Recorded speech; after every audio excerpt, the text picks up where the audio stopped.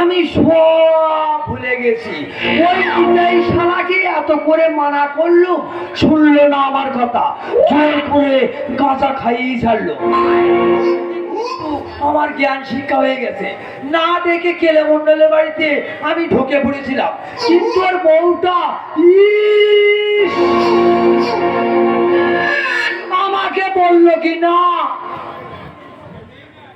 এখানে কাকে চাই? তোমাকে। তোমরা কি আমার সভ্য থাকতে দিয়েছো?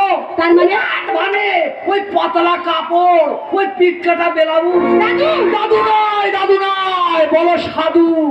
টাকা মিটাও।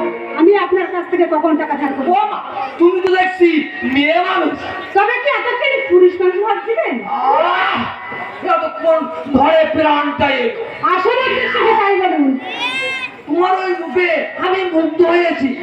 মনকে বরমল্য অর্পণ করো। শুনেছি তো আপনার বাড়িতে বউ আছে। থাকলে কি হবে, সে বীরাঙ্গনা।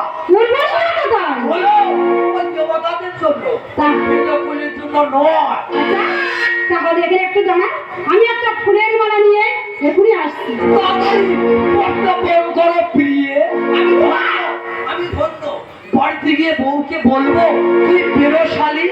বাড়িতে গিয়ে বলবো বউকে তুই শালি বেরো আমার বাড়িতে।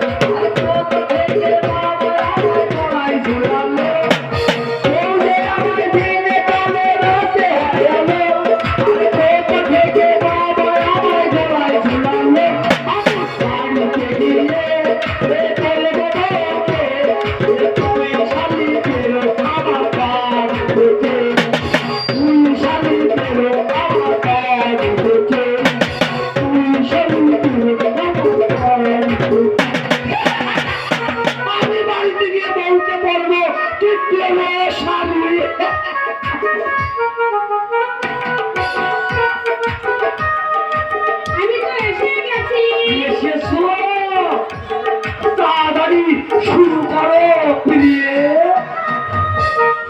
এই শুরু করছি।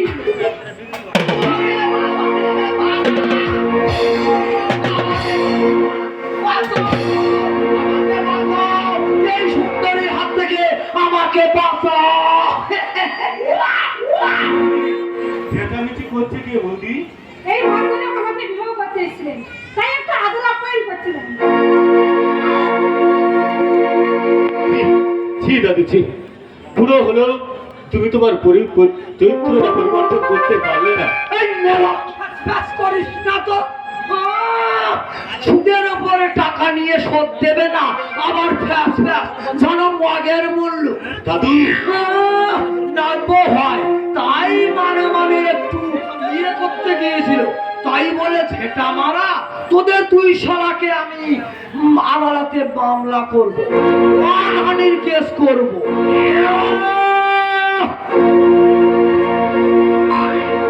যাক, আপদ বিদায় হলো। আচ্ছা বৌদি, দাদা কি রাতে বাড়ি ফেরে না? আগে বরং আসতো, কিন্তু এখন আর। ভাগ্য তোমার সঙ্গে প্রতারণা করছে বৌদি,